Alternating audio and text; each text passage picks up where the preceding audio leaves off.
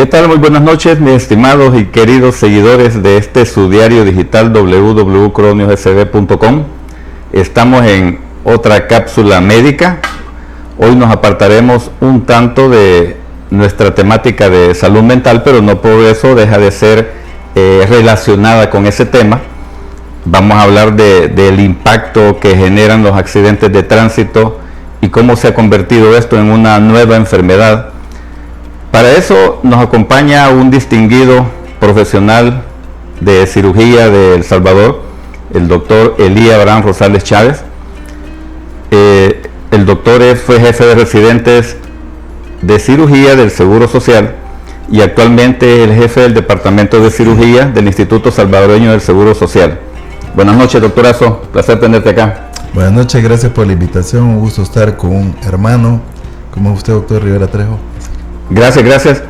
Pues bien, el tema realmente se vuelve importante porque todos los días vemos la trágica noticia de que tenemos precisamente accidentes de tránsito por doquier, que incluyen ciclistas, motociclistas, peatones, que también están en su mayoría, el transporte colectivo, todo. Es decir, esto es una situación que realmente es de tomarla en cuenta y hay que tomar medidas para esta situación.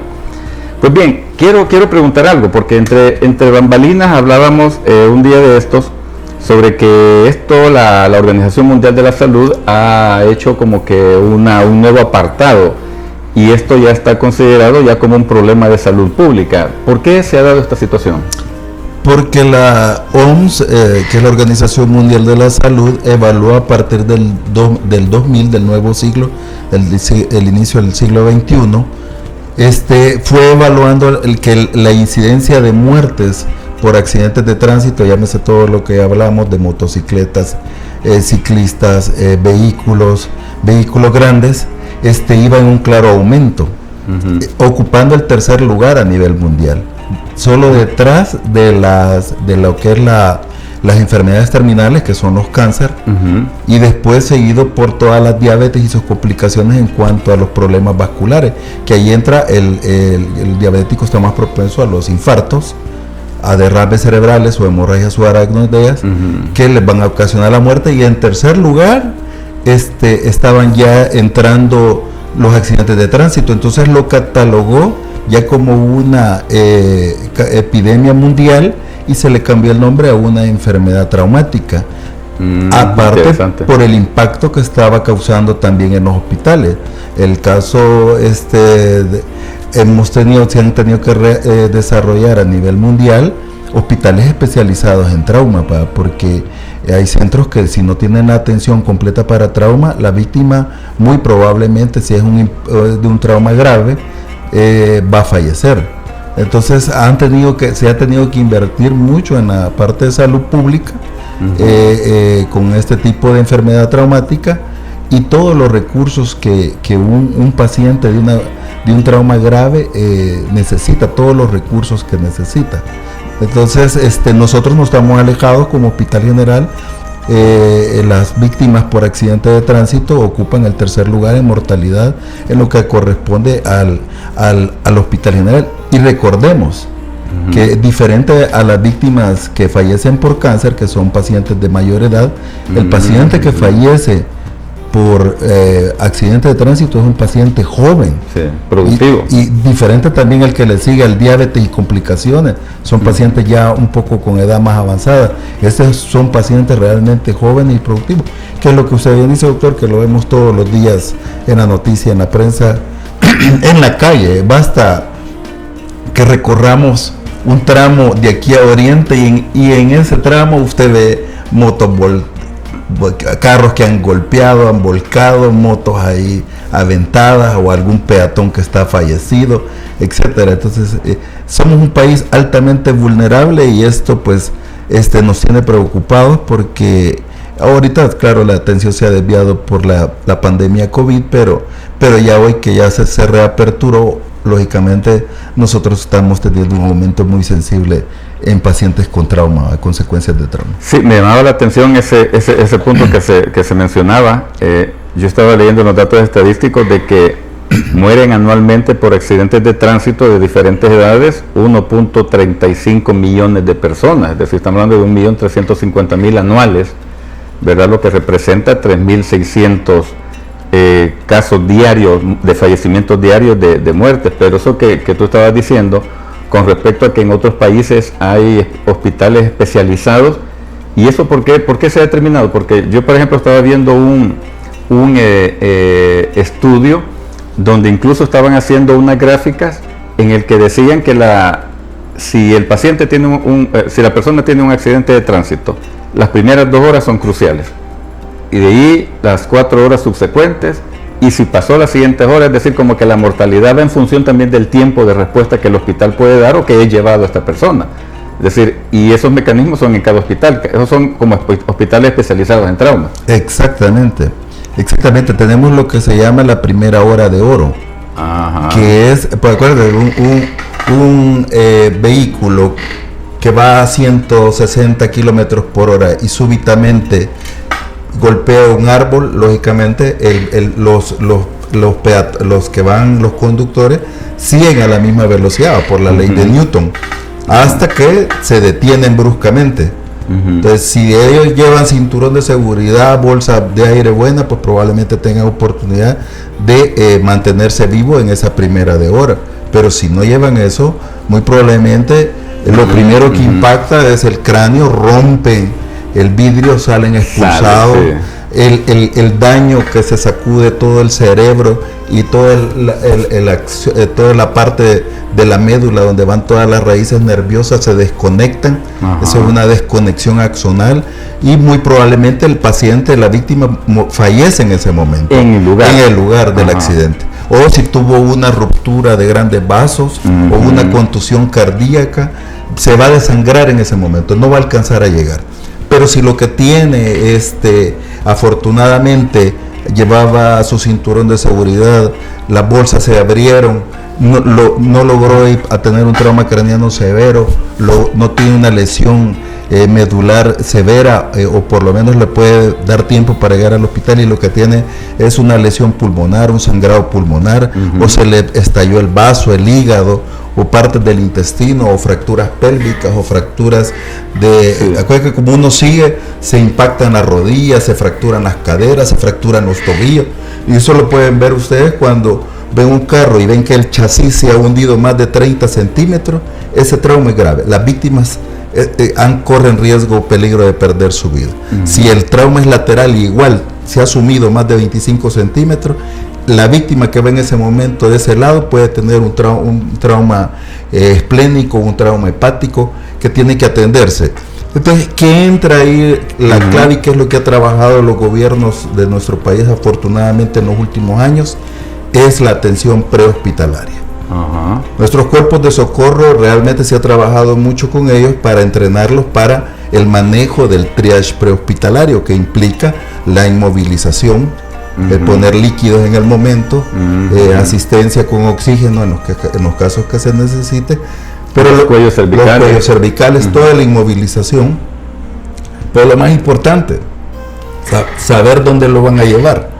Y aquí nos está Yo a eso me refería. Y aquí nos está faltando coordinación, porque tenemos ambulancias de tipo A con todos sus equipos, pero como llega la policía primero, la policía se lo sube al pick-up.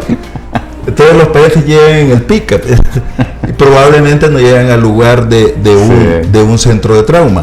Les pongo un ejemplo. Cuando hubo aquel accidente de un bus de la Santana Huachapán que quedó trabado en un árbol aquí, ahí hubieron aproximadamente 80 víctimas. Sí, lo recuerdo. La atención ahí todavía no se había desarrollado tanto el triage prehospitalario como ahora. La atención fue tirarlos todos los que pudieron a San Rafael, unos los regresaron a Santana, etcétera. ¿Qué pasa con estos pacientes? Pongo un caso bien específico. Ahí va una secretaria de la Policía Nacional. Tenía fracturas costales y se le había perforado el pulmón. Eso es un hemoneumotórax. Entonces, tenía unas fracturas costales de este lado y lógicamente el vaso también estaba estallado. Si ella la hubieran llevado a un centro de trauma como es mi hospital, el Hospital General del Seguro Social, que es un hospital especializado en trauma, pudo haber cambiado la historia, pero ella fue llevada primero a San Rafael y de San Rafael fue referida a la unidad médica de Santa Tecla y en todas esas horas esperaron hasta que vieron que había un daño en el pulmón y después llegó al general. Ya cuando llegó con nosotros, que se hizo la resección del vaso, control del sangrado, colocarle tubo, ya la paciente estaba muy exsanguinada y perdimos tiempo valioso. Pero si nosotros llegamos en esa hora de oro, en esas primeras horas valiosas, hacemos la cirugía que también ha cambiado mucho, que es una cirugía de control de daños, donde vamos a parar primero el sangrado. Y luego que has parado el sangrado, control de la contaminación, un cierre temprano, ¿verdad? Para ya evaluar los daños subsecuentes y resucitar al paciente. Este paciente con trauma grave. ¿Dónde? En una unidad de cuidados intensivos. Que necesitamos sangre y sus derivados. Por eso tanto insistimos a la población que por favor done sangre, porque se salvan vidas. Y podemos ser en cualquier momento.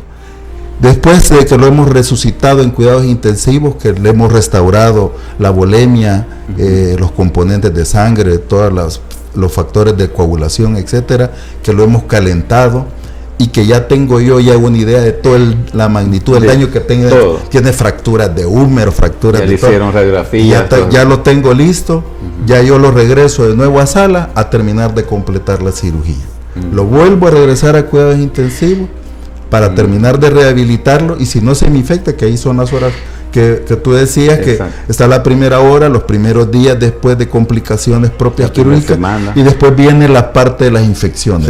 Si logra superar todo eso, el paciente sale adelante, pero la cantidad de recursos esa es considerable. Pero qué importante esto que estábamos hablando sobre, en primer lugar, y esto es bien importante para ustedes, mis queridos seguidores de este diario digital, y recuerden, se me olvidó decirles, preguntas al WhatsApp, nos pueden seguir en Facebook Live, Twitter, ahí que estamos a la orden. Pero algo que quería hacer mención y que quería recalcar, vean la importancia de lo que el doctor Rosales está diciendo. En primer lugar, protegernos, es decir, cumplir las medidas, llevar el cinturón de seguridad, y vean que también la coordinación en cuanto al traslado, manejo de la persona que ha sido víctima de un accidente de tránsito, también el abordaje temprano va a dar un pronóstico de vida mayor todavía. Ahora, esto es bien importante. Entonces, si seguimos en este plan, podríamos tener como alguna evidencia de cuáles son como las situaciones que producen más accidentes de tránsito. Por ejemplo, uno siempre va a decir, ponete el cinturón, o muchas veces incluso se decía de que ir atrás en el vehículo también lo protegía. A veces, hoy parece que eso ha cambiado, de que como que ir atrás no da tanta seguridad también. Se vio con lo del accidente del diputado, el que iba atrás fue la víctima, el que falleció en el momento porque salió expulsado. Y los otros dos llevaban sus cinturones. Exacto. Y también ahí se puede ver, en los que vieron ese video, que no debe tocarse la víctima como pasó lastimosamente. Debes de esperar que alguien entrenado inmovilice. Si no, nosotros podemos ser el causante de una lesión permanente o la pérdida de la vida de esta víctima. Sí, dentro de las causales precisamente estábamos revisando que estaba conducir en estado de ebriedad, no utilización de cinturón de seguridad, distracción, y la distracción incluye el uso del móvil, del celular. ¿Sí? Esto es bien importante. Presencia de enfermedades, estaba leyendo, es decir, quiere decir que también, por ejemplo, una persona diabética tiene una hipoglicemia, también puede tener situaciones. Puede. ¿Verdad que pueden estar ahí de la mano? Una persona epiléptica, por ejemplo, por eso como que debe tenerse bien fundamentado las personas que tienen enfermedades crónicas. Entonces es bien importante mantener un control. Bueno, pero qué interesante, esto sí me gusta, porque precisamente a la población le debe de servir de qué es lo que se debe, a quién recurrir, por ejemplo, o cómo hacerlo. Yo tenía aquí tal vez una pregunta de que, y ya que se habló de cómo se vio en este video de la persona va atrás, es decir, tratan de moverlo y todo, ¿qué recomendaciones pudiéramos darle a la población para que si tienen un accidente de tránsito, qué se sugiere? Nosotros hemos hablado, porque hemos trabajado mucho en la parte de los accidentes de tránsito por año, ¿verdad? Si ustedes recordarán, antes del 2000 todavía no era uso el cinturón obligatorio, hasta que empezaron andaban nuestros motociclistas sin casco. Teníamos alta incidencia de traumas de cráneo con secuela severa. Todavía yo fui hace un par de años a Guatemala y observé que allá no ocupan accidentes de tránsito, y tuve la experiencia de ir a Liguas. Ellos tienen también un centro de trauma muy bonito, una cantidad de pacientes en estado vegetativo a consecuencia de accidentes de tránsito. Entonces es bien importante que nuestro Viceministerio de Transporte imponga leyes claras, precisas y que se cumplan, porque la falta de la educación vial es lo que nos está causando estos problemas. Hablando específicamente, los que nos están impactando ahorita son los motociclistas, porque el parque vehicular va en aumento año tras año en una manera exponencial. Las motos las venden en los pueblos, en las farmacias, en las tiendas, las pueden agarrar por, no sé si por $50. Los motociclistas solo aprenden empíricamente, no tienen educación, y entonces son los que generan muchos accidentes. Habría que hablar, lo hemos discutido en muchas ocasiones, ¿será realmente un accidente lo que ocurre, o es imprudencia? Sí. ¿O es ser temerario? O ¿qué pasa? ¿O es realmente ignorancia cuando alguien tiene la pasarela y decide cruzarse la calle, como ocurre ahí enfrente de nuestro hospital en la emergencia, atravesándose el carril de la Juan Pablo, donde vienen a velocidades tremendas, y ahí recogemos, cada semana, sin mentir, recogemos un peatón que ha sido atropellado? Por no uso de pasarela. Cuando no también tenemos la pasarela, pero la pasarela hay que ver que ahí sí necesitamos ayuda de la alcaldía, porque esa pasarela no es adecuada. Nuestros pacientes atraviesan con muletas, recién operados, saliendo de alguna enfermedad, que tienen que ir a buscar el transporte colectivo. Entonces, pero ¿será eso que nos pase si yo sé que hay una pasarela y ocupo y me atraveso a la calle y me atropella un vehículo o una moto? ¿Será que fue accidente o fue imprudencia mía? Sí. Entonces, tenemos que aprender a respetar leyes. La gente se tira dobles amarillas donde no debe, nadie quiere ir a dar la vuelta, les ponen separadores para ver, los quitan los separadores para tener salida. O sea, porque entonces nos volvemos... La educación vial es importante. Un transporte colectivo que no le hace el mantenimiento y se va a desbarrancar allá en esas curvas de Tamanique y todos a los lados, y que hay 40, 50 víctimas, o lo lleva con sobrepeso, serán accidentes de tránsito. Entonces hay que tratar de evitar, cabal. El accidente puede ser, pues, las cosas desafortunadas como esto, que uno va pasando por los chorros y le cae la piedra, ¿va? Ahí pues, probablemente un temblor, cosas, pero los demás los podemos prevenir. Entonces es el llamado a la población que trate de cumplir con la educación vial, con los reglamentos del viceministerio, que tratemos de protegernos, porque todos estos pacientes, que aquí traigo datos de lo que nosotros hemos atendido, quedan con secuelas importantes, una fractura de miembros inferiores, usted no va a quedar 100% bien, quedan ciertas limitaciones, si hay infección, osteomielitis crónica, acortamiento, después secuelas pélvicas, etcétera. Muchos acaban con pensiones por invalidez, o no se diga un trauma de cráneo, o no se diga el que pierde el vaso, pierde parte de su inmunidad, etcétera. Hay tantas situaciones que pueden pasar. Entonces, si todos tenemos parte de la conciencia, y también un llamado a la empresa privada, que afortunadamente se ha quitado los delivery, los delivery que son en 30 minutos o grandes o gratis, porque eso nos ocasionaba mediodía y cena. Ahorita estaban el montón de motos con la comida y los quebrados ahí a la par, ¿verdad? Entonces, pero sin embargo, el motociclista, por tratar porque entiendo que hay algunos que ganan entre más entregas hacen, por eso abusan de la velocidad, van deberían de ir detrás de un carro, ellos no, ellos van los carros a 60 kilómetros por hora, ellos van a 80 en medio de dos carros, con el riesgo de que si en cualquier movimiento va a quedar con una fractura pélvica, va a quedar con una fractura de miembros inferiores, de ambos miembros superiores y con mucha pérdida en cuanto a discapacidad, incapacidad, su familia, etcétera, ¿verdad? Sí, de hecho, amigos motociclistas, esto es bien importante, es decir, lo que acaba de decir el doctor. Los datos epidemiológicos, los datos estadísticos hablan de que en los últimos 5 años los accidentes en moto por motociclistas se han triplicado. Es decir, antes era un 18%, hoy tenemos un 46.4% de accidentes en moto, es decir, que representan de todo el total de los accidentes así de tránsito. Esto es un llamado realmente, es decir, para que tengamos un poco más de cuidado a la hora de educarnos en esa situación de lo que es todo el contexto vial. Pues bien, tenemos algunas preguntas, algunas observaciones. Les agradezco a todos. Desde Maryland, Roberto Gómez nos dice: aquí en los Estados Unidos hay muchas leyes y normas muy fuertes que nos obligan a respetar las leyes. Por eso a veces hay accidentes grandes, pero la gente sobrevive porque los carros aguantan. Lastimosamente esos carros despedazados son enviados a El Salvador como nuevos.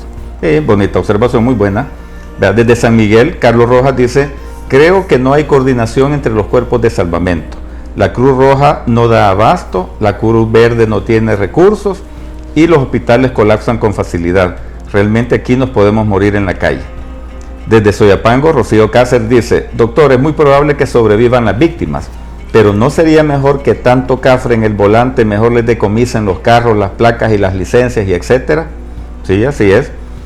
Desde Los Ángeles, Mario Vega dice: ¿por qué tanto gasto y esfuerzo para salvar a tanto irresponsable, bolo y hasta diputados que andan borrachos manejando?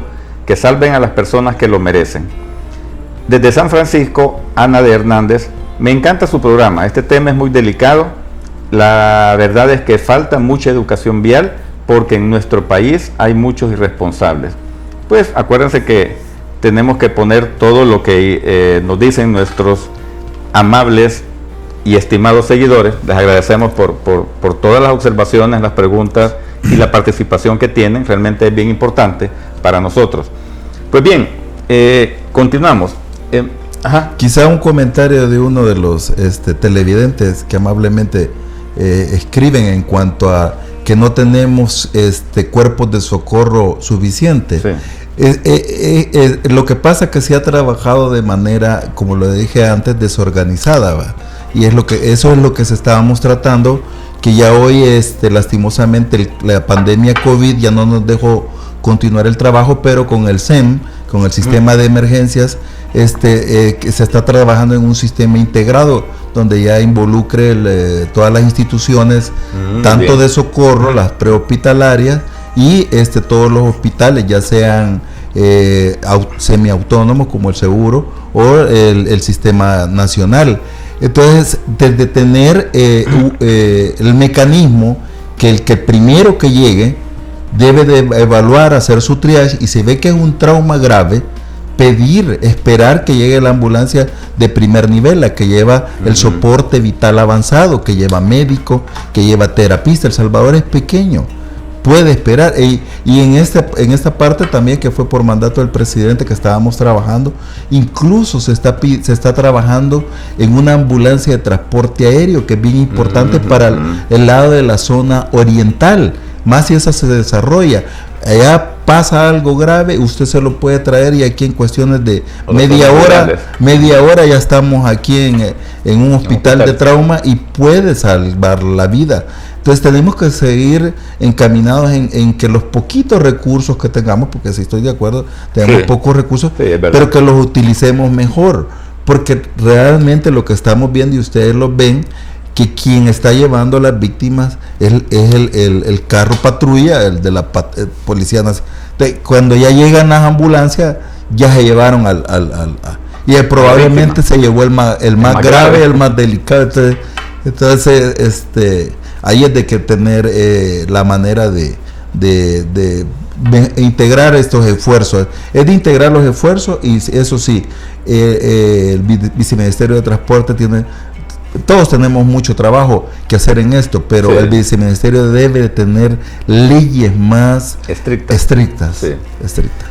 Doctor, ¿hay algunos datos estadísticos, digamos, que nos pudiera compartir con respecto, digamos, a cómo ha ido la evolución de los accidentes, alguna situación, el manejo que sea en los hospitales, algo así? Sí, nosotros podemos ver que nosotros en el 2017 tuvimos un total de 3.097 accidentes de tránsito, de los cuales por vehículo fueron 1.206 y por motocicleta 1.891. Para el 18 ya aumentamos a 3.929, casi 9.000 casos más, de los cuales lo que se disparó fue las motocicletas a 2.464, así fue ya también para el 2019, y actualmente tuvimos una baja por lo de la COVID, pero ahorita actualmente ya llevamos 679 accidentes, de los cuales 442 son de motocicleta. El accidente por vehículo automotor, si el vehículo está en buenas condiciones, tiene bolsas de aire, el conductor llevaba su cinturón, ustedes ven que la mayoría dicen, sí, por muy aparatoso que se vea, dicen, gracias a Dios las víctimas salieron ilesas, sí, tiene cierta protección, pero el de motocicleta y el peatón, todo accidente de moto va a llevar una fractura, o una o más fracturas. Entonces, nosotros estamos recibiendo diariamente un promedio de 3 a 5 fracturas ahorita expuestas. Eso quiere decir que el hueso se rompe y rompe la piel y viene con todo aquello desgarrado, y esa paciente con fractura expuesta, si usted no la opera en las primeras 6 horas, corre el riesgo que se infecte.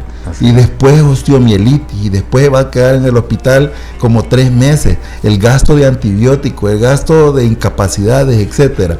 Entonces, para poder contener toda esta cantidad de pacientes, porque normalmente solo el general recibe un promedio de 15 pacientes por accidentes de tránsito, y esencialmente motos, prácticamente tenemos que tener una maquila de ortopedia. Entonces prácticamente maquilamos fractura, ¿verdad? Porque es la única manera de poder dar respuesta, si no, caso contrario, saturamos todo el hospital y todo el centro. Entonces nosotros tenemos 2 ortopedas operando 24 horas, 2 ortopedas que están solo para operar.